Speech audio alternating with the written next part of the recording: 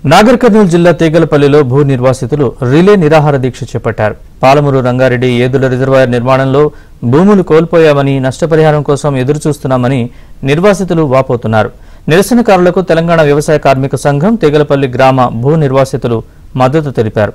ఏళ్లు గడుస్తున్నా తమ 50 ఎకరాల భూములకు నష్టపరిహారం చెల్లించలేదని భూ నిర్వాసితులు ఆవేదన వ్యక్తం చేశారు. వెంటనే అధికారులు స్పందించి నష్టపరిహారం ఇవ్వాలని డిమాండ్ చేశారు. గత 3 రోజుల నుంచి ఈ రిలే నిరాహార దీక్షలు నిర్వహిస్తూ ఉన్నాము. మా ప్రధానమైన డిమాండ్ ఏమిటంటే తక్షణమే ఈ భూ నిర్వాసితులకు నష్టపరిహారం ఇవ్వాలి. గతంలో వివిధ ప్రాంతాల్లో ఇచ్చినటువంటి దాని మాదిరిగానే ఇక్కడ కూడా ఎకరాకు కనీసం 60 లక్షలు ఇవ్వాలి డిమాండ్ చేస్తూ ఉన్నాం. ఒకవేళ పరిష్కారం కాకపోతే 3 దశలుగా ఆందోళన చేస్తాం.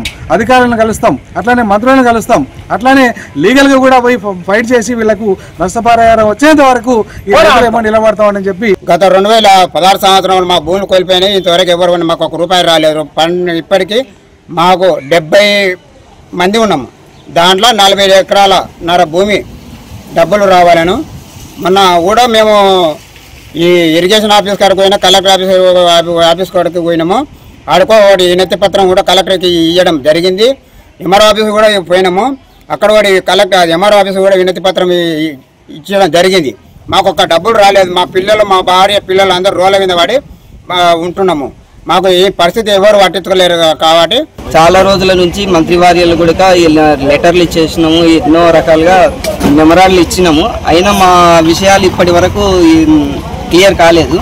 అందుకు దీనికి మాకు సరైన న్యాయం చేస్తారని మా ప్రతి ఒక్క అధికారిని, మళ్ళీ లీడర్లను, తర్వాత మన మంత్రివర్యులను మేము మరీ కోరుకుంటున్నాము.